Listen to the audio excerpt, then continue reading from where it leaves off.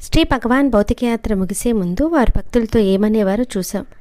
నేనెక్కడికి వెళ్తాను, నేనిక్కడే ఉంటాను అని కదా అనేవారు. ఈ మాటల అర్థం ఏంటి?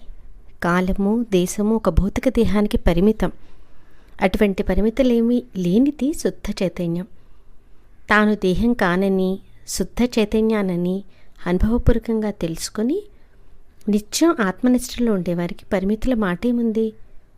పై మాటలు అన్నప్పుడు శ్రీ భగవాన్ తమ భక్తులకు తమ నిజస్వరూపాన్ని జ్ఞాపకం చేస్తున్నారన్నమాట.